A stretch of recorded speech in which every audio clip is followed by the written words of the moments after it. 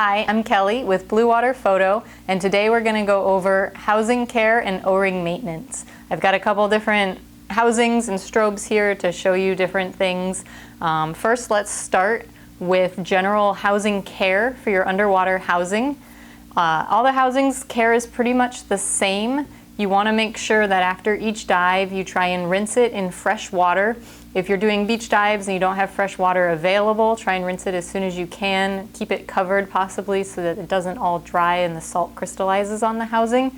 If you're on a boat trip and you can rinse it, put it in the rinse bucket. However, we don't recommend leaving it in the rinse bucket for a long time, as many floods happen in the rinse bucket when other camera gear gets put on top of yours, or people are jumbling and moving things and accidentally bump or hit your camera gear. So put it in the rinse bucket, let it rinse for a few minutes, take it off, put it in a secure spot like your AO cooler bag. Let's go over what you want to do when you're rinsing the camera at home to make sure everything is clean and good. For example, you want to rinse it after you've rinsed it at home. The rinse bucket on a boat is never pure fresh water. A housing goes in that's been in the ocean, it's now got salt water in it. So you always want to give your housing a good rinse when you get home. If you have a hose and can run off some water on it, that's good. You want to manipulate all your buttons while it's in the water. That helps loosen any salt deposits, keeps the springs good, keeps everything moving well. Turn dials, for example. If you've got a housing that's got some latches, you want to make sure, for example, Nauticam on their DSLR and some mirrorless cameras have little red buttons here. If you can, keeping the latch closed. Obviously, you don't want to open your housing while you're rinsing it.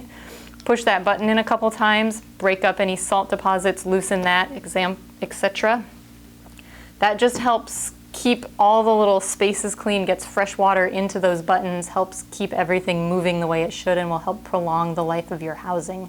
When you're preparing your housing for diving, most housings require the O-ring to be lubricated. This doesn't do anything to make the seal better. What it does is makes the O-ring slippery so that it doesn't twist or get caught as you're closing the housing. And you do not need a ton of O-ring grease. Some people don't realize how little O-ring grease you actually need. A tube of O-ring grease like this one will last a really long time if you're using it appropriately. So different O-rings on different housings. You want to make sure that you use the O-ring grease that comes with your housing. Some O-rings are compatible with other greases. Some greases will work with different O-rings, but some don't. For example, CNC is one that is definitely not compatible with other O-rings or O-ring greases. This blue O-ring on CNC and the yellow tube, you want to only ever use with CNC. Don't use it on any of your other housings. It can cause the O-rings to swell. For removing O-rings from the housings, there's several different ways you can do that, kind of depending on the O-ring you have. Some compact O-rings sit in pretty deep, so it's hard. Strobe O-rings are usually pretty easy to remove. Some not so much. So one thing I try and do with an O-ring first is just to gently massage, which kind of pushes the O-ring. See if you can get it to pop up. You don't want to stretch it a lot, so you're just gently pressing on it using the pads of your fingers. If that doesn't work, for example, on the strobe, I can gently do that. You can see it come up, and then I can just roll it right off, and it'll come off really easily. Roll it right back on. If that doesn't work, you want to use a O-ring pick. They come in different shapes, sizes. Standard guitar picks work well as also. They're usually a softer plastic versus fingernails or other sharp things that can cut O-rings. Never want to use your fingernails. Gently take the pick, insert it, and slide that O-ring right out so that it comes out. When you're checking your housing and your O-ring, your main goal is to keep this O-ring from getting any hairs or dirt or other bits on it. So throwing it on the table next to your housing might not be the best idea. I typically just wrap it around my hand so it never touches the ground and it's always right there and good to go. Before you grease the O-ring and put it back, you want to examine the grooves that the O-ring goes in. Little cleaning tools such as small foam, little Q-tip makeup applicator things work really well. You want to avoid normal Q-tips because they can leave those cotton fibers. Simply run your little cleaner through the groove. That way you know it's nice and clean, everything is good. You want to visually inspect it, make sure that there's no hair or anything laying across the O-ring groove. That's one of the most common flood causes.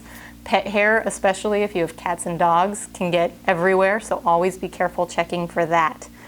Once you've cleaned your housing groove, everything is good, we can lubricate the O-ring. So you want to select the appropriate grease, Nauticam grease for a Nauticam O-ring. And here's the tricky, not even tricky, here's the kicker. For an O-ring this size, I'm using that much O-ring grease. It's like the size of a pea or less. On a strobe O-ring, something like the size of a grain of rice is really all you need.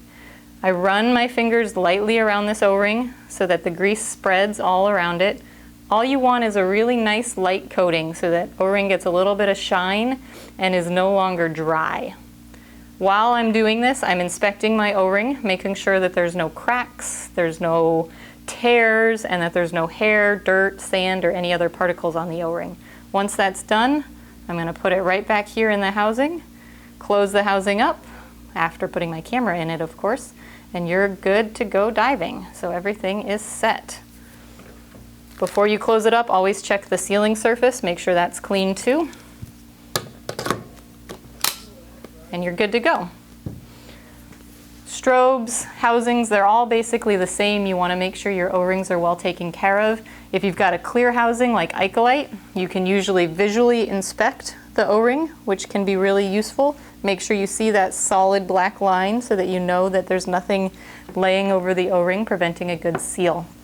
It's helpful to have all your little bits and pieces together so you're not hunting for them. We do have our camera care kits, which can be very useful for some housings. They include a little microfiber cloth, several of these black little cleaning applicators, some desiccants if you have a smaller compact housing, and some generic O-ring grease. Just make sure it's appropriate for the O-rings you plan to use it on. Also has a nice storage baggie so you can store all your other greases in there. If you have any other questions on maintaining your camera housings or O-ring care, please feel free to call us or email at sales@bluewaterphotostore.com. Thanks so much for watching.